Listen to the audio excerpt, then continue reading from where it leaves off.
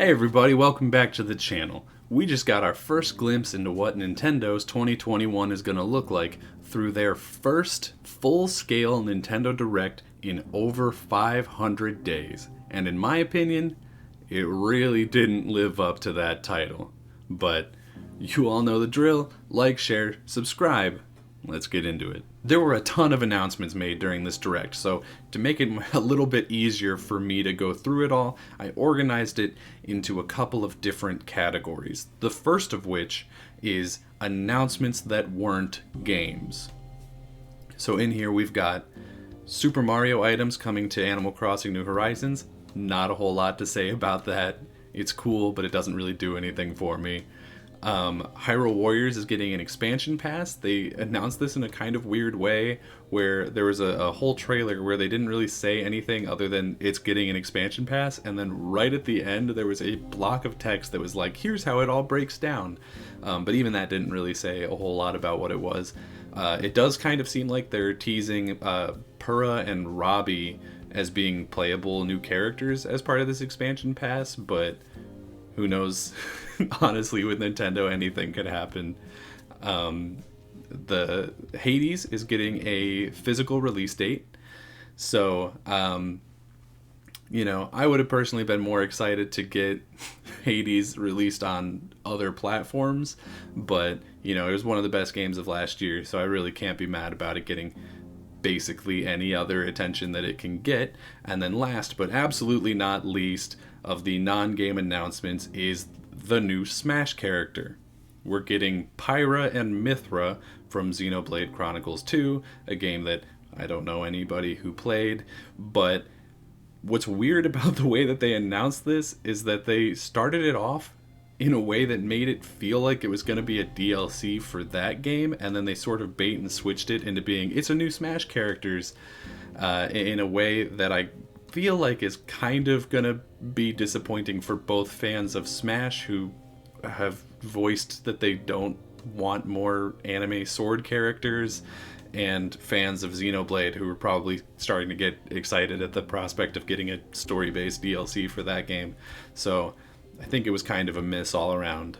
My next section is called Portapalooza, because there were a ton of announcements of games that are getting ports or small-scale remasters onto the Switch, and there's so many of them that it's impossible for me to remember all of them, so you're gonna have to excuse me just reading it off my list.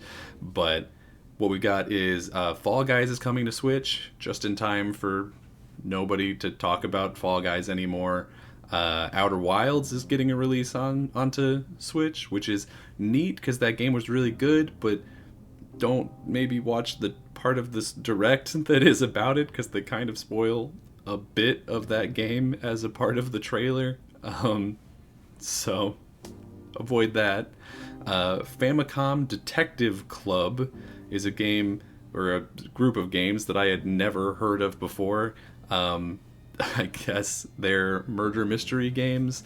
It's a little disappointing to me that they're being sold separately, because my assumption is that they're probably fairly short games if they revolve around a single mystery.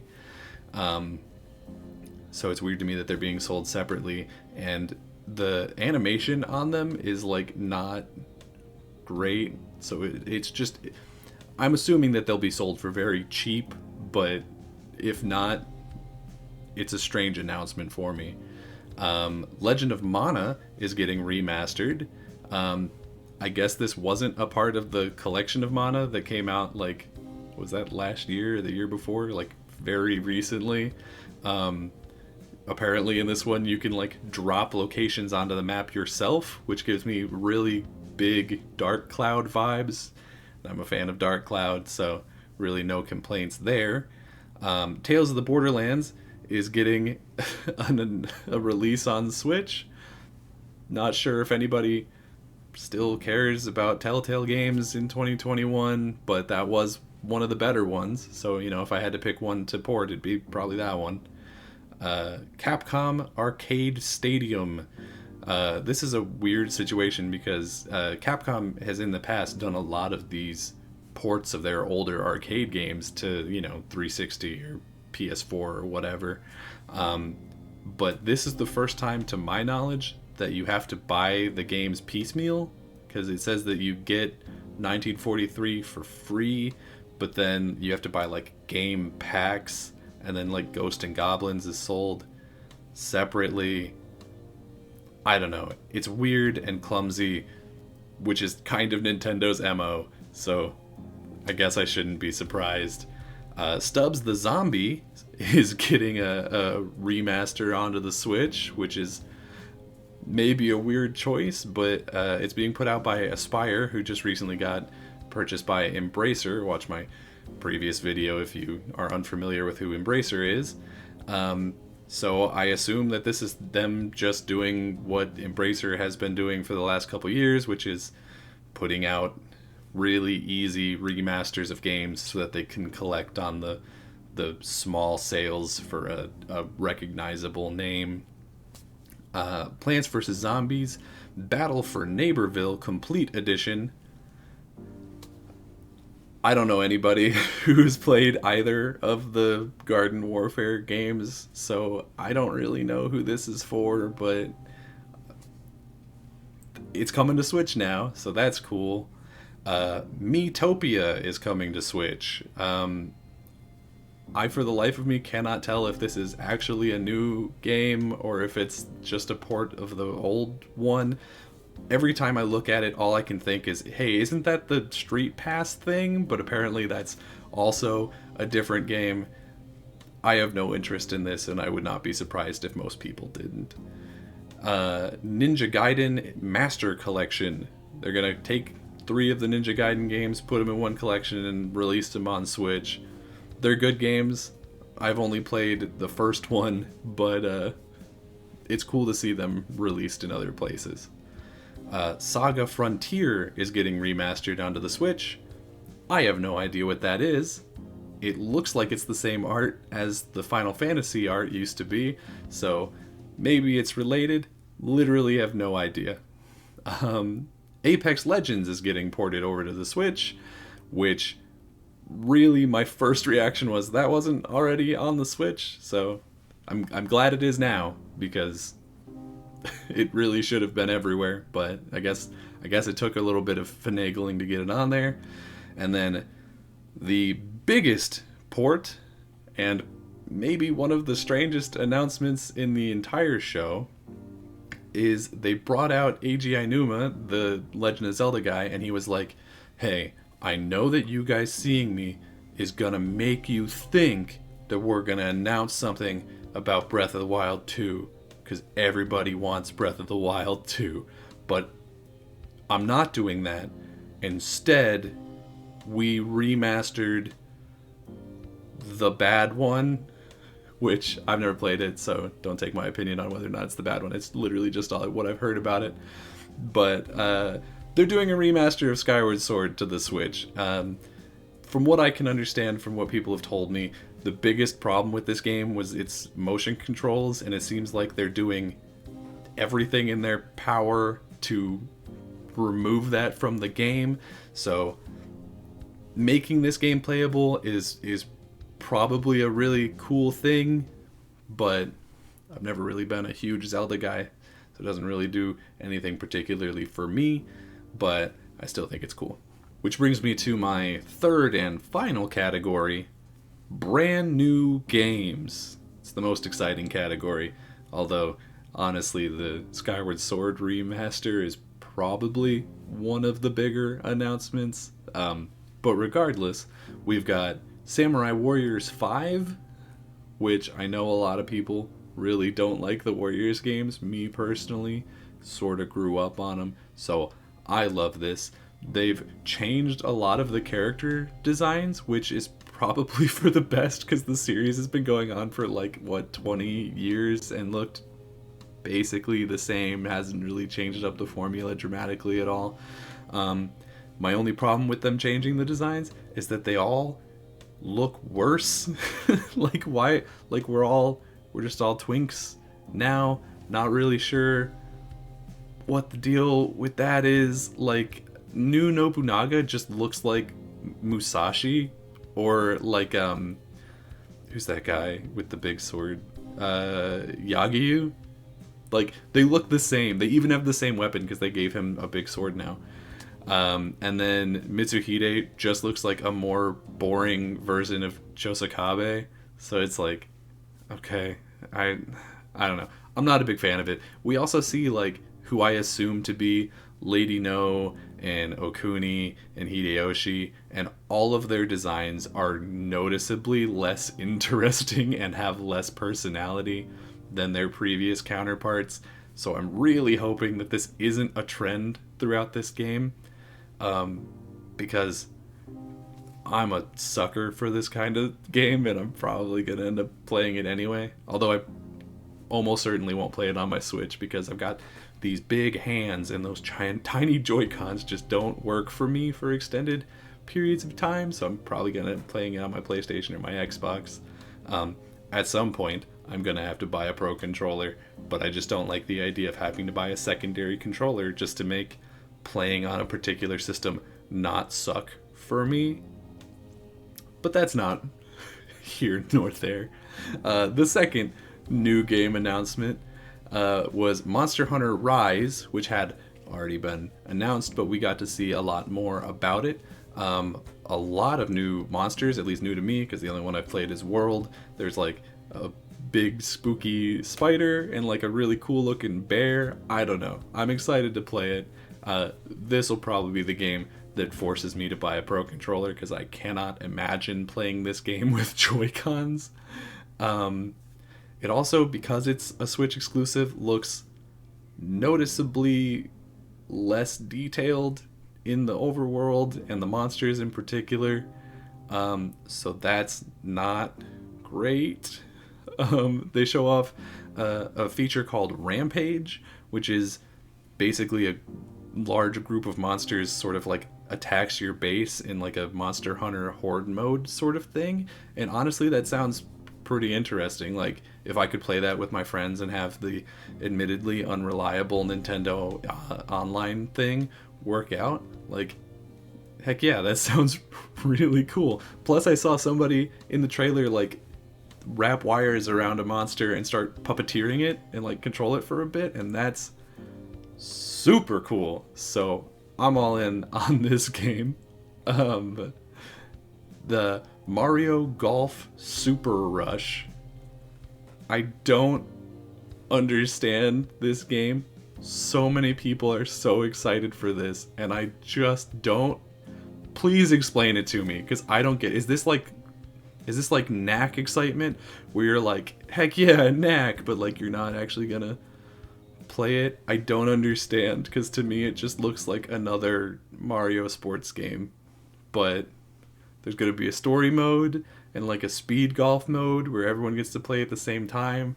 So I don't know. I'm just hoping it doesn't wind up like the tennis one, where everyone was really excited for it before it came out, and then within like a day after it released, just no one talked about it or cared about it anymore. No More Heroes 3 got a release date. Again, this is a game that I'm actually fairly excited for. I think the previous games were a lot of fun to play. It doesn't look very good, like, graphically, and they say during the trailer that you have to do chores to, like, unlock the next level, and that sounds awful, so I'm not really sure why we're still doing that. But comes out in August, so it's pretty close to my birthday, so I'll probably end up getting it. Neon White is a combination of two of my least favorite things in video games, that of course being first-person parkour and card mechanics, so that's a big pass for me. DC Superhero Girls Teen Power. I understand that this game was not made for me. I am not the target demographic of this game, but like, why does it have to look like that? You know, like Harley Quinn's face and just body and all that. It just, no, really not a big fan of the existence of this game. Then there was Project Triangle Strategy, which, if you couldn't tell from the name and how terrible that name is, then probably even a second of seeing what the gameplay looks like would let you know that this is a continuation of the Octopath genre franchise. I don't think it's a continuation of the story because it's a completely different kind of gameplay, but regardless, it looks like just Octopath did a Fire Emblem. I don't think we needed to do a deep dive on this because like strategy games are pretty common, especially on Switch. Like it looks like it's gonna play more or less the same as like Final Fantasy Tactics or like Fire Emblem Three Houses, so I feel like probably didn't need a deep dive on like how this game works, but I'm sure it'll be relatively popular, and I kind of almost hope that they don't end up changing the name before release because it's just so bad that I kind of want it to stick like Octopath Traveler did. Then we had Star Wars Hunters, which I thought was that mobile gacha game. I think it's called Galaxy of Heroes, just based on the way that the different Star Wars characters looked when they popped up on the hologram thing. And it's made by Zynga, so it's like probably just going to be a pretty lackluster mobile game. Who knows, maybe it won't be completely terrible. Speaking of hopefully won't be completely terrible, we got Knockout City, which is coming out in May. It looks like if you crossed Fortnite and like Rocket League, which for some reason to me just reminds me of Bleeding Edge, and I'm not sure if any of those are like favorable comparisons. They do a really weird thing with this trailer where they're like showing there's like a Fortnite Call of Duty soldier guy, and then there's a clearly like a Warcraft orc, and then like a pixie girl who, if it was a real video game character, would almost certainly be voiced by Ashley Birch.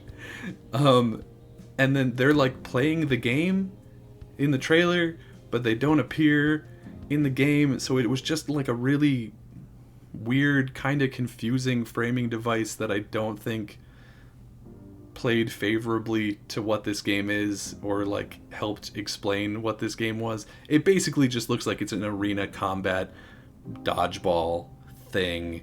I don't know. I have no interest in it. It was just a standout point of weirdness for the direct to me. Then we had World's End Club, which at first I was really interested in because they were like, oh, it's this group of kids and they're stuck in like a underwater amusement park or whatever it was, and there's like a crazy murder game going on because it's by the Danganronpa guys. And then literally in the trailer, one of the character goes, oh no, the game was canceled. And then like it's just a different thing that I'm not at all interested in. So that was pretty disappointing. Then we got Bravely Default 2, which I haven't played any of the Bravely Default games. All I know is that the naming convention really irritates me, how it goes from Bravely Default to Bravely Second and then to Bravely Default 2.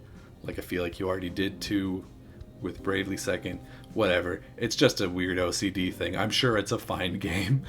Then they showed off Ghosts and Goblins Resurrection, which looks really bad, just super duper rough. And then their one more thing at the end of the show, their big announcement was Splatoon 3, which is a really big game for people who are not me. The way that the trailer started made me think that it was going to be some kind of like spin-off thing where there was like more of a focus on the single player, and I know Splatoon 2 had a single player, but the way this started made me think that that was going to be like the focal point, and then it ended with the classic Splatoon arena paint the walls combat thing. So hopefully that's the case, because I would really like a reason to have some interest in Splatoon. It just hasn't done anything for me in the past. So I don't know, maybe this will be the one that turns me around, but I kind of doubt it. And so I'm kind of really disappointed by this direct. I mean, don't get me wrong, there were a couple of really decent announcements in it, you know. Making a hopefully playable version of Skyward Sword is a big deal, you know. No More Heroes getting a release date. Mario Golf, for apparently a lot of people, I still don't understand that, but apparently for a lot of people that's a really big announcement, you know. I personally liked seeing Monster Hunter Rise and Samurai Warriors 5, although I doubt anybody else on the planet cares at all about Samurai Warriors 5, but whatever. But I felt like the overwhelming majority of this direct was just filler. It was like fluff. I honestly feel like you could cut probably 30 minutes off of this 50-minute presentation and lose nothing, you know? And that's not great, because like them pushing this as this is our first big direct in over 500 days, because, you know, it's not like they've been doing nothing in that time. They've been having mini directs or like more targeted directs or like indie directs. So, you know, them coming out and saying this is our first big direct, like that sets a certain precedent of hype. You know, it makes you think that there's going to be some, like, at least one really big announcement, and there just wasn't, you know. And I don't want to be that guy, because like it's always the worst whenever you're reading comments on a direct or whatever and you see things like this. But, you know, I have to bring it up. You know, where was Bayonetta 3? It was announced years ago and we haven't heard about it since. And the same thing with like Metroid Prime 4. There's all these Pokemon things that are all but confirmed, and we didn't hear anything about that. Of course, you know, there's a rumor that there's going to be another Pokemon Direct next week for some anniversary of something. But, you know, there's always a rumor of there being a Nintendo Direct basically every week. So who knows if that'll end up shaking out. But, like, you could have split this Direct into 2 or 3 mini Directs to sort of lead up to what will undoubtedly be, you know, a proper big direct in June around the, you know, E3 showcase time period. And I think it would have been perfectly fine. You know, you could have held on to things like the No More Heroes release date or the announcement of Skyward Sword or Mario Golf even, because those games aren't coming out until after June. So if you held them off until your big showcase in June, it would just make that showcase even more impactful. Because my worry is that taking those things and announcing them now as opposed to holding off on them is going to make that June showcase as weak as this one was. You know what I mean? And if that's the case, then it's really worrying, because this direct, it was supposed to be the thing that got us all excited for what Nintendo was doing in 2021. They said, you know, this is going to be games primarily focused on games that are coming out in the first half of 2021. Of course, they showed off a bunch of games that aren't going to be coming out until 2022 or the later half of 2021. So I'm not really sure that they really hit the mark on that one. But the point being is, if this was the thing that was supposed to get us excited for 2021 for Nintendo, I think for the overwhelming majority of people, it failed to do that. And if the byproduct of this lackluster direct existing is that the next direct in June is also going to be disappointing, then I really don't think that this should have even come out, you know? But that's just my opinion on it, and I would really love to hear how wrong I am in the comments down below. I really, honestly do love to hear people being excited for things, even if it's things that I'm not excited for. But if you ended up liking this video, or at least enjoying a couple of my opinions on things, why not go down, give the video a like, share it with a friend, or better yet, subscribe to the channel. Your support really does mean a lot to me. And until next time, I'll see you around.